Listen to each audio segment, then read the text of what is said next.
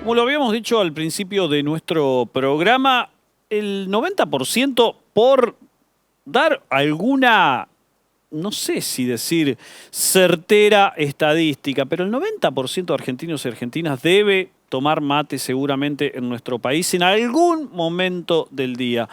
Es probable que la estadística sea mayor, pero pongamos que la abrumadora mayoría de argentinos y argentinas toma mate en algún momento del día. Obviamente hay muchísimos mitos, hay muchísimos, qué sé yo, algunas convenciones que tengan que ver con el mate, pero justamente vamos a hacer foco no en mitos ni en convenciones, sino en un estudio que justamente basa esos resultados en la ciencia, efectivamente. Un estudio confirmó los beneficios de tomar mate durante la lactancia. Vaya etapa de la vida, vaya etapa de justamente mujeres en este sentido. Elio Soria es investigador de la Facultad de Ciencias Médicas de la Universidad Nacional de Córdoba y del Consejo Nacional de Investigaciones Científicas y Técnicas del CONICET INICSA.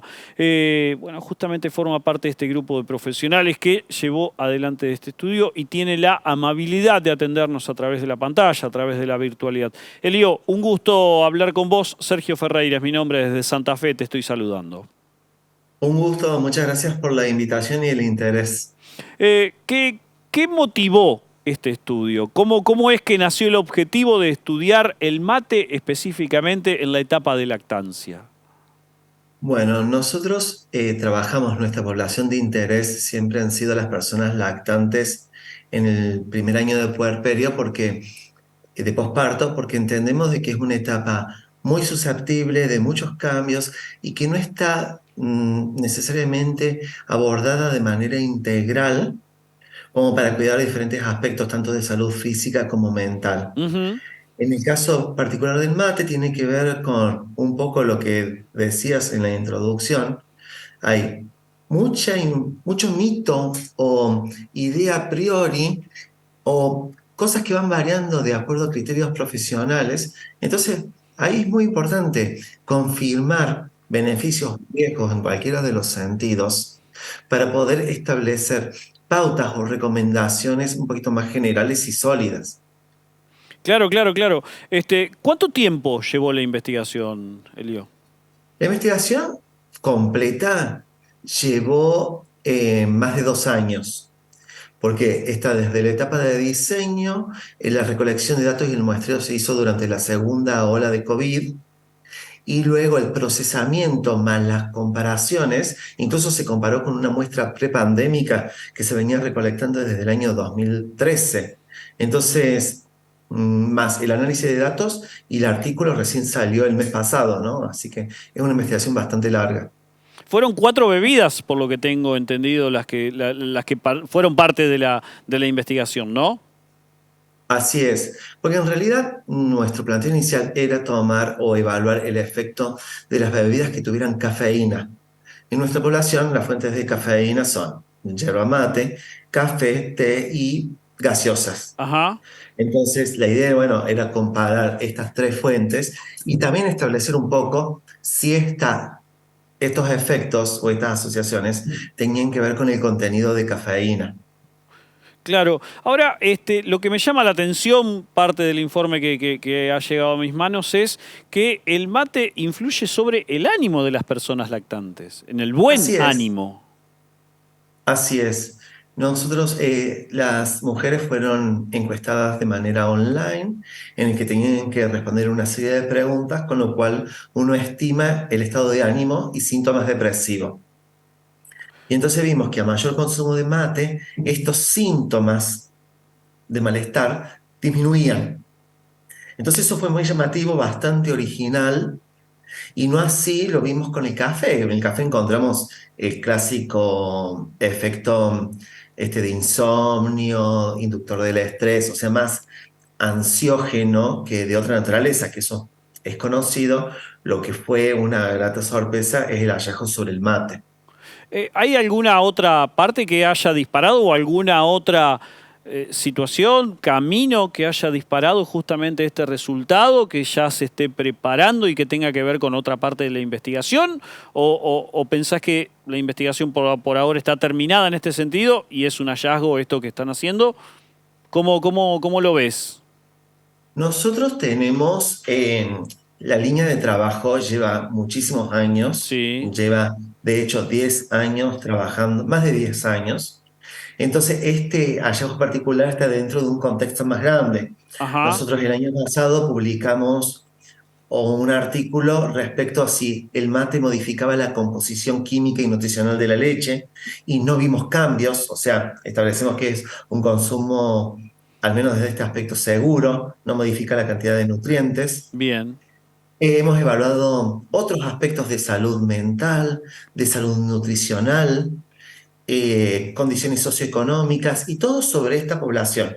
Y la idea es continuar con las investigaciones, porque siempre es interesante profundizar en cuáles son los mecanismos que pueden estar asociados Claro. al efecto del mate, confirmar cuál puede ser el mecanismo probable.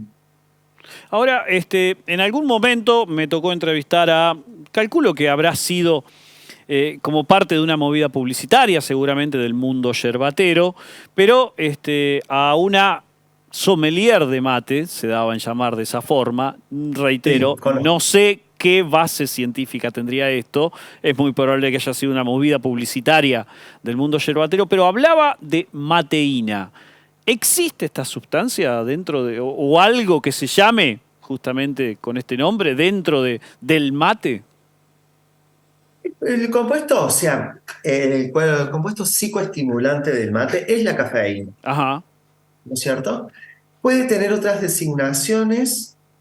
Eh, y el mate puede tener compuestos similares, pero en general cuando hablamos de efecto estimulante, no estamos hablando del efecto relevante, no se habla en general de mateína, sino de cafeína, pero pueden ser entendidos en el sentido práctico como sinónimos. ujú, ujú. Eh, ¿Tuvieron algún tipo de problema o algún tipo de resistencia? Yo calculo que no. En las encuestadas, porque es un tema totalmente accesible, es un tema que trasciende, como vos recién describías, a toda la población, sin importar condición social, sin importar quizás, bueno, edad de las lactantes, pero o de las personas lactantes, pero supongo que no fue mucha la resistencia a la hora de generar las encuestas. No, no, no. De por sí, esta es una población particularmente afectuosa.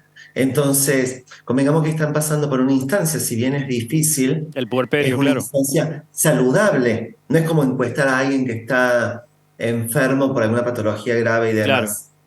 Eso por un lado. Y sobre todo, las mujeres siempre destacamos este tema de que de alguna manera hay que apoyarlas, sostenerlas porque luego del parto la atención pasa sobre el recién nacido o la recién nacida. Entonces, de pronto, estas personas, estas mujeres, tuvieron un espacio para expresar lo que realmente les pasa. Claro. Muchos de los controles postnatales de las mujeres son ginecológicos. Entonces, de pronto, indagar sobre cómo se sentían, cómo dormían, y sobre todo en la época de pandemia, ¿no? Donde las restricciones sociales de alguna manera restringieron nuestra vida o nuestro desempeñar diario de manera marcada. Entonces, encontrar este espacio, la verdad que fueron súper participativas. ¿Podés darnos alguna precisión de la encuesta, de cómo era la encuesta, qué cantidad de preguntas? Se les indagó con una serie. Las preguntas eran muchas, porque debían responder preguntas sobre cómo dormían, Ujú. sobre estado de ánimo, sobre estrés, sobre cómo llevaban a cabo o cuán eficaces se sentían al ejercer la lactancia, aparte de qué comían, porque no solo evaluamos mate, o sea, nosotros evaluamos toda la dieta. Claro. Entonces, en los consumos de mate, de café, la verdad que es muy amplio el abordaje en el que tuvimos. Por eso que no, podemos hacer abordajes un poquito más complejos. Ujú. La muestra de cuánto fue aproximadamente, Elio. De 619 mujeres. Un montón. Sí, un montón. La verdad que el alcance fue enorme. Como te digo, es una población muy participativa. Las nuevas tecnologías te permiten acceder un poco más rápido a estas poblaciones. Pero en general, incluso cuando nosotros hemos hecho muestreos presenciales, con la presencia que hay que irlas a visitar y demás, aún así, para otras investigaciones hemos llegado a 300, a cerca de 300 personas. Claro, claro, claro, me imagino. Ahora, recién mencionabas las otras bebidas que justamente fueron comparadas dentro del estudio y también estoy leyendo parte de lo que dice que tiene que ver con que hay estudios que destacan cualidades del café, pero no en la gestación y en la lactancia. Era algo que particularmente me hacía ruido. ¿Qué hay para decir en ese sentido?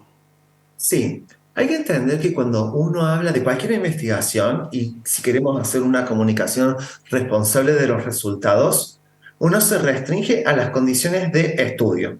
O sea, yo estudié sobre personas lactantes, bueno, mis conclusiones son acerca de eso. Ujú. Sobre el café, y de acuerdo a lo que vengo diciendo, es una población poco estudiada. Entonces sí, hay un montón de reportes de beneficios de café, quizás a nivel población general o de otras poblaciones que no necesariamente son argentinas, pero no se había estudiado de esta manera en particular a esta población en Claro. particular, donde detectamos el efecto ansiógeno. Elio, muchísimas gracias por tu tiempo, ha sido muy amable. No, por favor, a ustedes muchas gracias por el interés en nuestro trabajo y siempre es interesante que la información llegue a las personas destinatarias, que es el público. ¿Por qué no? ¿Por qué no? Muchísimas gracias, ¿eh? Adiós. Adiós. Elio Soria con nosotros, investigador de la Facultad de Ciencias Médicas de la Universidad Nacional de Córdoba y del Consejo Nacional de Investigaciones Científicas y Técnicas, CONICET y NICSA. Bueno, justamente, un estudio confirmó que los beneficios, o mejor dicho, que los beneficios, si bien digo, de tomar mate durante la lactancia no son pocos, sino que son bastantes en este sentido. Y una de esas líneas es el buen estado de ánimo de las personas justamente en la etapa de lactancia, las personas que están en esa instancia. Así que, bueno, me parece que es un dato para destacar. Esto ha sido todo en nuestro programa en Ciudadanos en el día de hoy. Han sido muy amables en estar con nosotros desde el otro lado y desde ya están invitados a seguir justamente este programa a través de nuestro canal de YouTube. Y si no, cada vez que lo encuentren en su sistema tradicional de cable, están invitados también a escuchar y a ver las entrevistas que mantenemos.